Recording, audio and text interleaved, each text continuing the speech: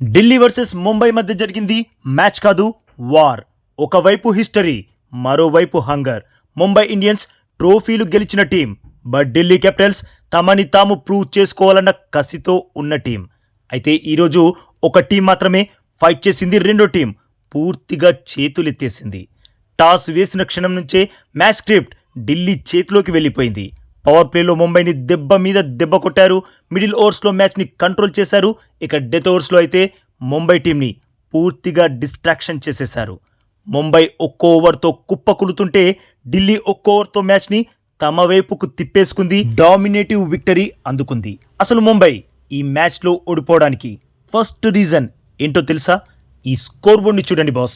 చివర్లో బ్యాచ్ తప్ప మిగిలిన ఏ బ్యాటర్ కూడా కనీసం 150+ స్ట్రైక్ రేట్ మెయింటైన్ చేయలేకపోయారు. ఇదే ముంబై టీం భారీ స్కోర్ చేయలేకపోవడానికి కారణం. ఇక స్కోర్ బోర్డ్పై పోరాడే స్కోర్ కూడా ఉంచకుండా మ్యాచ్ గెలవడం అసాధ్యం. ఇక ముంబై ఓడిపోవడానికి second reason Mumbai top order. అది టాప్ ఆర్డరా లేదంటే ట్రాప్ ఆర్డరా?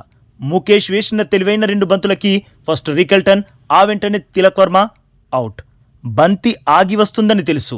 అలాంటప్పుడు అప్రోచ్లో కూడా మార్పు రావాలి కదా. అసలు క్రీజ్లోకి వచ్చింది పాతుకుపోవడానికా లేదంటే పెవిలియన్ చేరడానికా? ఇలా 3 ఓవర్స్లోనే టాప్ 2 వికెట్స్ కోల్పోవడంతో డిఫెన్సివ్ మోడ్లోకి వెళ్ళిపోయారు. పవర్ ప్లేలోనే మ్యాచ్ని ఢిల్లీకి అప్పజెప్పేశారు. ఇక ముంబై ఓడిపోవడానికి థర్డ్ రీజన్ 35 రన్స్తో సెట్ అయిన రోహిత్ మొమెంటంని మార్చాల్సిన టైంలో అవుట్ అయిపోవడం, అలాగే హాఫ్ సెంచరీతో అద్దరగొట్టిన సూర్యకుమార్ యాదవ్ డెత్ ఓవర్స్కి ముందే డగౌట్కి చేరిపోవడం.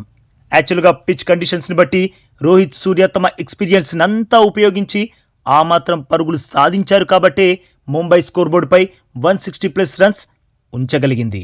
బట్ ఆ పరుగులు ఢిల్లీ ముందు ఏమాత్రం సరిపోలేదు. ఇక ముంబై ఓడిపోవడానికి ఫోర్త్ రీజన్ వారి చెత్త బౌలింగ్.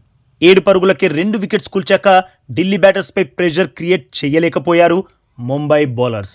బట్ అంతకుముందు మాత్రం డీసీ బౌలర్స్ 18 పరుగులకు 2 వికెట్స్ కూల్చాక ముంబైని చివరి బంతి వరకు ఒత్తిల్లోనే పెట్టగలిగారు. ఒక్క బుమ్రా తప్ప ఏ బౌలర్ కూడా డీసీ బ్యాటర్స్ని కట్టడి చేయలేకపోయారు. యార్కర్స్ వేయాల్సిన టైంలో ఫుల్ టాస్ బంతులు వేశారు. ప్రెషర్ పెంచాల్సిన టైంలో లూజ్ డెలివరీస్ వేసి బౌండరీలు అందించి ఢిల్లీకి మ్యాచ్ని గిఫ్ట్గా ఇచ్చేశారు. ఇక ముంబై ఫీల్డింగ్ కూడా వారు ఓడిపోవడానికి మరో ప్రధాన కారణం అని చెప్పొచ్చు. కీలకమైన క్యాచ్లు డ్రాప్ చేశారు. 11 పరుగుల వద్ద నిశంక ఇచ్చిన క్యాచ్ని చాహర్ నేలపాలు చేశాడు. దాంతో నిశంక 44 రన్స్ బాదాడు. రన్అట్ ఛాన్సులు కూడా మిస్ చేశారు. మ్యాచ్లు గెలవాలంటే ప్రతి చిన్న అవకాశాన్ని అందిపుచ్చుకోవాలి. కానీ ముంబై అది చెయ్యలేకపోయింది. మ్యాచ్ని కోల్పోయింది. ఈ 5 కారణాల వల్లే ముంబై ఢిల్లీ చేతిలో చిత్తయింది. ఇక్కడ ఢిల్లీ బౌలర్స్కి కూడా ఫుల్ క్రెడిట్ ఇవ్వాలి. ఎందుకంటే వీర భయంకరమైన బ్యాటింగ్ లైనప్ ఉన్న ముంబైని కట్టడి చేయడం మామూలు విషయం కాదు. అది చెయ్యగలిగారు డీసీ బౌలర్స్. అక్కడే మ్యాచ్ని సగం గెలిచేశారు. ఇక మిగతా సగాన్ని నిశంక, సమీర్ రిజ్వీ గెలిపించేశారు. ముఖ్యంగా సమీర్ రిజ్వీ ఏమారుతున్నాడు బాస్. లాస్ట్ మ్యాచ్ ఢిల్లీ గెలవడానికి ప్రధాన కారణం సమీర్ రిజ్వీనే.